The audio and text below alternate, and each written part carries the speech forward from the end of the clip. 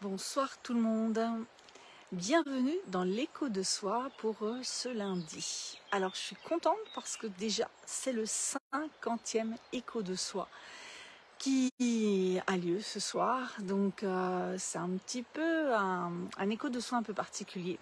C'est pour ceux qui restent jusqu'à la fin, je vous réserve une petite annonce. Et sinon ce soir, je suis venue vous parler de ce que souvent les personnes qui viennent me voir, mes clientes, me demandent leur premier objectif, aller mieux. Je veux aller mieux. Alors bien souvent, derrière ce mieux, je leur demande qu'est-ce qu'elles mettent derrière ce mieux.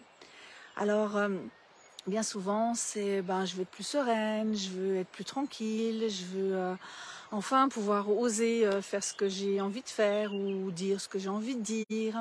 Et puis quand on commence à creuser un petit peu, pourquoi est-ce qu'il y a autre chose derrière? Eh bien là, c'est les mots du corps qui commencent à s'exprimer. Et là, souvent, c'est des troubles du sommeil, c'est des maux de ventre, c'est des maux de dos.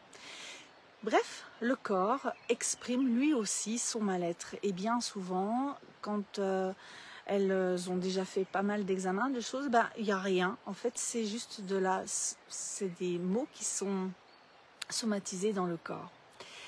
Alors, c'est ce que j'ai vécu aussi pendant très longtemps, pendant des années. J'avais mal un peu partout et les médecins ne trouvaient rien. Et c'est souvent lié au stress. C'est vrai que quand notre système nerveux n'est pas bien du tout, l'ensemble de notre corps nous le fait comprendre. Bien souvent, notre tête, on ne veut pas y aller. Alors pourquoi on ne veut pas y aller? Parce que bien souvent, ça engendre à accueillir, accepter d'aller vers le changement. Et oui, si on veut guérir, si on veut aller mieux, c'est accepter aussi d'aller voir ce qui se passe à l'intérieur de nous. Parce que quand notre corps nous dit « ça va pas, je ne me sens pas bien », c'est qu'à l'intérieur de nous et dans notre tête, dans notre inconscient, il y a des choses peut-être du passé, ou il y a des choses de notre vie, de notre quotidien qui ne nous conviennent plus et on ne l'entend pas. Donc, aller à l'intérieur de soi, c'est accepter le changement et bien sûr, c'est accepter l'inconnu. Alors, comment faire vraiment la passerelle, justement passer pour aller vers du changement, aller vers l'inconnu? Ça fait tellement peur. Donc, apprendre à se mettre en sécurité dans nos insécurités, c'est ce que je propose dans mes accompagnements. Ça va permettre justement d'aller voir un petit peu ce qui se passe en moi, de pouvoir commencer à soulager mon système nerveux, le rééquilibrer, l'apaiser et bien sûr apaiser aussi ce qui se passe à l'intérieur de ma tête. Et petit à petit, les mots du corps, MAUX, finissent par s'estomper et disparaître même dans certains cas. Donc c'est ce que...